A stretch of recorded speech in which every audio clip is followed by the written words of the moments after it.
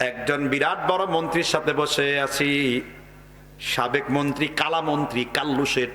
আমি বলতে তো সমস্যা নাই। আমি টেন্ডার, আমার শ্বশুর টেন্ডারের বিজনেস করতেন, কেরানীগঞ্জ গিয়েছি তার বাসায়, দেখলাম খালি মদের বোতল দিয়ে সাজানো। আমি বললাম একটা ছবি তুলে ভাইরাল করবো নাকি? কয় কি বলেন, সর্বনাশের কথা।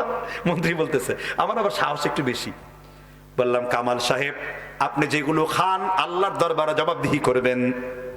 কি নাম তার? কামাল। সরাসরি বলে দিয়েছি, নসিহত করেছি। আমি তাকে গালি দেই নেই, আমি কোরআন হাদিসের কথা স্মরণ করে দিয়েছি। আমার সংস্রব যার সাথে নাও হতে পারে, কিন্তু ওখানে গিয়েছেন আমি তা'মুরুনা বিল মা'রুফ ওয়া তানহাউনা আনিল মুনকার বলেছি। ঠিক না ঠিক? তোমরা যারাই ক্ষমতায় যাও, যারাই কোরআন হাদিসের কথা বলবে, আমরা শান্দা মাহফুজকে শান্দা মাহফুজই বলবো। যারা তৌহিদের সাথে বেয়াদবি করবে, ঠিক না ঠিক? এখন যারা ক্ষমতায় লালিত আছেন, তারাও যদি ক্ষমতায় আসেন, আরো যদি ইসলাম বিরোধী কথা বলেন, ছেড়ে দেব না কাউকে। ঠিক না ঠিক? সত্যের সেনানীরা নেবে না কো বিশ্রাম, আমাদের সংগ্রাম চলবে অবিরাম। সত্যের সেনানীরা নেবে না কো বিশ্রাম, আমাদের সংগ্রাম চলবে অবিরাম। ঠিক না ঠিক? কিন্তু আমরা মানহাজচ্যুত হব না, আমরা অস্ত্র ধারণ করব না, আমরা তাদের কাফের ফতোয়া দেব না। আমরা আব্দুল ওয়াহাব নজদীর মতো তৌহিদের দাওয়াত দেব, যাতে তারা ইস্তা হয়, আমাদের কথা শুনে যেন তারা সংশোধন হয়ে যায়। নসিহত দিব তাদেরকে। ঠিক না ঠিক? বলেন, আমরা ক্ষমতার জন্য লালায়িত না, আমরা তৌহিদের জন্য লালায়িত।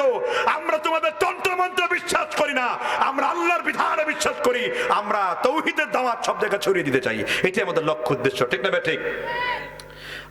আমি এখন এটা আহলুল ইলম সারা বলবো না, কিন্তু আমভাবে এই হাদিসটি উল্লেখ করে রয়েছে যে তোমাদের মধ্যে কোনো ব্যক্তি যদি নেশাদার দ্রব্য পান করে, রাসূল একটা হাদিসকে কয়বার বলতেন, যে হাদিসটি সহিহুল জামে 3391 নাম্বার হাদিস, সম্বার আব্দুল হামিদ ফাইজি 1668 নাম্বার। ইমাম সুয়ুতি তার কিতাব উল্লেখ করেছেন, ইবনে আসাকির তারিখ দিমাশকের 10ম খণ্ডের 80 পৃষ্ঠায় তিনি হাদিসটি নিয়ে এসেছেন। আল্লাহ রাসূল বলেছেন, আল খামরু উম্মুল ফাওয়াহিশ, নেশাদার দ্রব্য হলো সকল গুনাহের মূল। আর তোমাদের মধ্যে কেউ যদি নেশাদার দ্রব্য খায়, ফাওয়াকা আলা উম্মিহি খালাতিহি আম্মাতিহি, সে তার মা, খালা, ফুফুর সাথে জিনা করে। অনেক মহিলারাও এই কাজ শুরু করেছে, বাবা, চাচা, মামার সাথে জিনা করার। রাস্তায় হাঁটছে, মুখের মধ্যে গুল মারতেছেন, গুলও নেশার আপন ভাই, গুল ডাইরেক্ট নেশা। আবার অনেকে বলে, হুজুর কাঁচা সুপারি কি হালাল না হারাম? এটা বোঝার জন্য একদিন আমি নিজেই কাঁচা সুপারি খেয়েছি। বিজ্ঞান বইতে পড়েছি সূর্য পৃথিবীর চারদিকে ঘোরে, আবার কয়েকদিন পর পড়েছি পৃথিবী সূর্যের চারদিকে ঘোরে। কাঁচা সুপারি খাওয়ার পর মনে হলো যে এই পৃথিবী আমার চারদিকে ভন ভন করে ঘুরে আর প্রচুর ঘাম দেয়। এবার আবার যুক্তিবাদী আসছে, আমরা হলাম তৌহিদবাদী, শয়তান হলো যুক্তিবাদী। বগুড়ার একজন বক্তা গোলাম রাব্বানী একদিন হেদায়েত করে দিয়েছিলাম, বলেছিলাম জীবনেও আর কোনোদিন এই যুক্তিবাদী লিখবি না, খবর আছে তোর। এখনো লেখে, হায়ালাত জানাইতে গুলার। বিশ্ব নবী সাল্লাল্লাহু আলাইহি সাল্লাম, আবু দাউদ একটা হাদিস রয়েছে, হুজুর আমরা যে গাঁজা খাই, গুল খাই, জর্দা পাতা খাই, হুজুর এগুলা আপনারা যারা বলতেছেন শুকুরের কথা, মা আসকারা কাসীরুহু ফাকালিলুহু হারামুন, এটা মানি যে কুল্লু মুসকিরিন খামরুন, প্রত্যেক নেশামত, কিন্তু আমরা যেটা খাচ্ছি এটা শুকুর না, ফুতুর। মানে ফুতুর মানে প্রথম দলিল হলো হাদিস সহিহ না। এই হাদিসে 3 জন রাবীর উপর আপত্তি রয়েছে। ইমাম বুখারী তারিখুল কবীরের মধ্যে এবং ইমাম হিব্বান মাজরুহিন মিনাল মুহাদ্দিসিন এই গ্রন্থের মধ্যে 3 জন রাবীর উপর আপত্তি নিয়েছেন। মাল ফারকু বাইনা সুকুর ওয়াল ফুতুর, সুকুর ফুতুরের মধ্যে পার্থক্য কি? সুতরাং মুফাত্তির, নেশাদার দ্রব্য, মদ গাঁজা খেলে ক্ষতি তো নিশ্চিত হয় নাকি? একমত না দুই মত? সিগারেট খেলে আমার এমন অস্বস্তি লাগে, 70,000 সুর পচে যেই দুর্গন্ধ, 50 কোটি চিকা পচে, ইঁদুর চুয়া পচে যেই দুর্গন্ধ, এই সিগারেট খুরের সাথে থেকে নিকৃষ্ট গন্ধ। ঠিক আছে, জুড়ে বলেন। কিছু নেতারা আছে এই সিগারেট খেয়ে মাইক দিয়ে বক্তব্য দেয়, মনে চায় 10 কেজি ফ্রেগ্রেন্স মেরে তারপর বক্তব্য দিয়ে, কিছু বলতে পারি না। ঠিক না ঠিক? এদের ব্রেন ড্রেন হয়ে গেছে। ঠিক না ঠিক? আর অন্য মানুষরে কষ্ট দেওয়া হালাল না হারাম? তো ধোয়া খেয়ে যে জাহান্নামে পাঠান, কোথায় যায় এগুলা? গাঁজা খায়, ওই মোহিনী গাঁজা। তারপরে আপনাদের পাশে আছে বগুড়ার একটা মাজার, কি নাম জানো? মহাস্থান ঘর। সেখানে গান গাচ্ছে, দয়াল বাবারে কবুল করো আমারে, গাঁজা তুমি খেয়েছো যে। আমি বললাম, বাবা গাঁজা খেও না, ফেরেশতা থাকে না। বলে, হুজুর গাঁজা যদি খাই ফেরেশতা নাই, আমার তো কোনো গুনাহ নাই। কি যুক্তি দেখছেন কিনা? শয়তান সবসময় যুক্তি দিয়ে কথা বলে, যেটা ঠিক। আনা খায়রুম মিন, আমি তো আদম থেকে শ্রেষ্ঠ, এই জন্য যুক্তিতে কোনো আসবে না। আর ইসলাম যুক্তিতে চলে না, ইসলাম কিসে চলে? সূরা বাকারার 111 নম্বর আয়াত, কুল হাতু বুরহানাকুম ইন কুনতুম সাদিকিন, যদি তুমি সত্যবাদী হও তোমার জন্য তুমি দলিল পেশ করো। এই জন্য আমরা দলিল পেশ করি। আর তাকলিদ কবলিল কাউলি গায়রা বিলা দালিলি, দলিলবিহীন সমস্ত কথার নাম হলো তাকলিদ, আর তাকলিদ করা হারাম।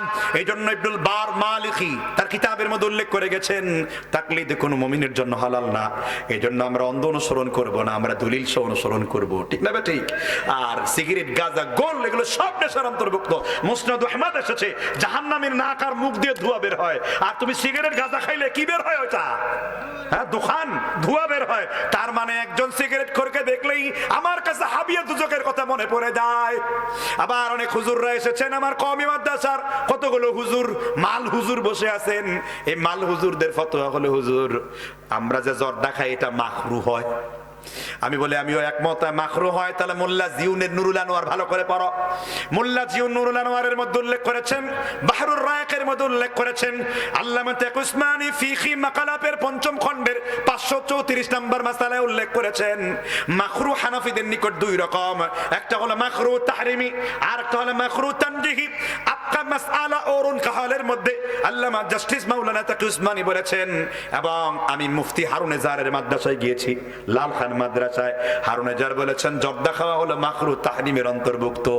ভালো কওমি মাদ্রাসার আলেমরা এটাকে মাকরু তাহরিমি মনে করে। আমার উস্তাদ আল্লামা জিকরুল্লাহ কাসিমিকে জিজ্ঞাসা করেছি জর্দা খাওয়া কি, তিনিও মাকরু তাহরিমি মনে করতেন। আমি আমার বক্তব্যের বয়স এই বছর নিয়ে প্রায় 18 বছর রানিং। 22 বছর বয়সে আমি মাইকের সামনে এসেছি, মাওলানা জুবায়ের আহমেদ আনসারীর সাথে বক্তব্য করেছি। আমি 2011 সাল পর্যন্ত কওমি দেওবন্দি ছিলাম। এর পরবর্তীতে আমি সহিহ আকীদার ধারক বাহক হয়েছি, আর সহিহ আকীদার ধারক বাহক হওয়ার পরে সহিহ খেদমত করেছি। 50 কোটি না লক্ষ কোটি টাকা দিয়েও আপনি আমার ঈমানকে কিনতে পারবেন না।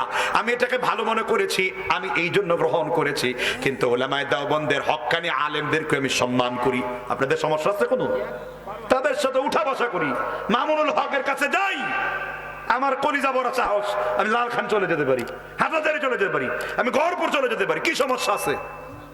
কোন সমস্যা আছে? এবার তাদের জন্য একটা কবিতা, যারা জর্দা খায়, শুনলেন তো মাকরু তাহরিমি। আমি কবিতাটা বলবো কিনা? যা খায় না শিয়াল বেড়াল শুয়োরে, তা খায় আমার মসজিদের বাবা হুজুরে। যা খায় না শিয়াল বিড়াল শুকরে, তা খায় আমার মসজিদের বাবা হুজুরে।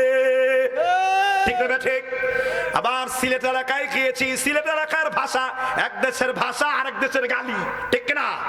সিলেট এলাকায় রমজান মাসে মাহফিল দিনের বেলায় খতমে বুখারী দাওয়াত দিয়েছে আমার উস্তাদ।